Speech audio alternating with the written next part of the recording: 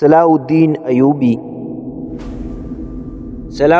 ایوبی یوسف بن ایوبی سلطنت کے بانی تھے۔ وہ نہ صرف تاریخ اسلام بلکہ تاریخ عالم کے مشہور ترین فاتحین و حکمرانوں میں سے ایک ہے۔ وہ 1138 میں موجودہ عراق کے شہر تکریت میں پیدا ہوئے۔ ان کی زیر قیادت ایوبی سلطنت نے مصر، شام، یمن، عراق، حجاز اور دیار باکر پر حکومت کی۔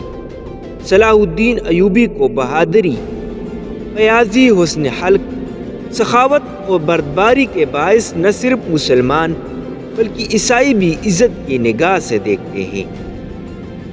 صلاح الدین کو فاتح بیت المقدس کہا جاتا ہے، جنہوں نے 1187 میں یورپ کے متحدہ افواج کو عبرتناک شکست دے کر بیت المقدس ان سے آزاد کروا لیا تھا۔ ابتدائی دور: سلطان صلاح الدین نسلاً کرد تھے اور 1138 میں کردستان کے اس حصے میں پیدا ہو جو اب عراق میں شامل ہے۔ شروع میں وہ سلطان نور الدین زنگی کے یہاں ایک فوجی افسر تھے۔ مصر کو فتح کرنے والی فوج میں صلاح الدین بھی موجود تھے اور اس کے سپہ سالار شیر قوا صلاح الدین کے چچا تھے۔ مصر فتح ہو جانے کے بعد صلاح الدین کو 564 میں مصر کا حاکم مقرر کر دیا گیا۔ اسی زمانے میں 579 میں انہوں نے یمن بھی فتح کر لیا۔ نور الدین زنگی کے انتقال کے بعد صلاح الدین حکمرانی پر قابض ہو گئے۔ کارنامے: صلاح الدین اپنے کارناموں میں نور الدین پر بھی بازی لے گئے۔ اس میں جہاد کا جذبہ پھوٹ پھوٹ کر بھرا ہوا تھا اور بیت المقدس کی فتح اس کی سب سے بڑی خواہش تھی۔ مصر کے بعد صلاح الدین نے 1182 تک شام، موصل، حلب وغیرہ کی فتح کر کے اپنی سلطنت میں شامل کر لیے۔ اس دوران صلیبی سردار رینالڈ کے ساتھ 4 سالہ معاہدہ صلح ہو چکا تھا، جس کی روح سے دونوں ایک دوسرے کی مدد کرنے کے پابند تھے، لیکن یہ معاہدہ محض کاغذی اور رسمی تھا۔ صلیبی بدستور اپنی اشتعال انگیزوں میں مصروف تھے اور مسلمانوں کے قافلوں کو برابر لوٹ رہے۔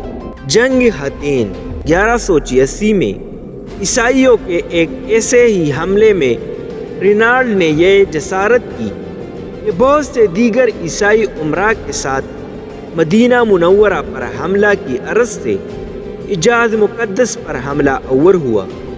صلاح الدین ایوبی نے ان کی سرگرمیوں کی روک تھام کے لیے اقدامات کیے اور فوراً رینالڈ کا تعاقب کرتے ہوئے حطین میں اسے جا لیا۔ سلطان نے یہی دشمن کے لشکر پر ایک ایسا آتش گیر مادہ ڈلوایا جس سے زمین پر آگ بھڑک اٹھی۔ چنانچہ اس آتشی ماحول میں 1187 کو حطین کے مقام پر تاریخ کی خوفناک ترین جنگ کا آغاز ہوا۔ اس جنگ کے نتیجے میں 30,000 عیسائی ہلاک ہوئے اور اتنے ہی قیدی بنا لیے گئے۔ رینالڈ گرفتار ہوا اور سلطان نے اپنے ہاتھ سے اس کا سر قلم کیا۔ اس جنگ کے بعد اسلامی افواج عیسائی علاقوں پر چھا گئے۔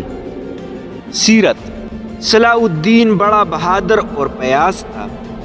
لڑائیوں میں اس نے عیسائیوں کے ساتھ اتنے اچھا سلوک کیا کہ عیسائی آج بھی اس کی عزت کرتے ہیں۔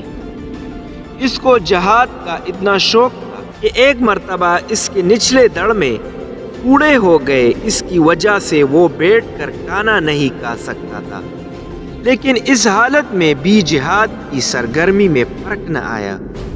صبح سے ظہر تک اور عصر سے مغرب تک برابر گھوڑے کی پیٹھ پر رہتا۔ اس کو خود تعجب ہوتا تھا اور کہا کرتا تھا کہ جب تک گھوڑے کی پیٹھ پر رہتا ہوں ساری تکلیف جاتی رہتی ہے اور اس سے اترنے پر پھر تکلیف شروع ہو جاتی ہے۔ مسیحیوں سے صلح ہو جانے کے بعد صلاح الدین نے عیسائیوں کو بیت المقدس کی زیارت کی اجازت دے دی۔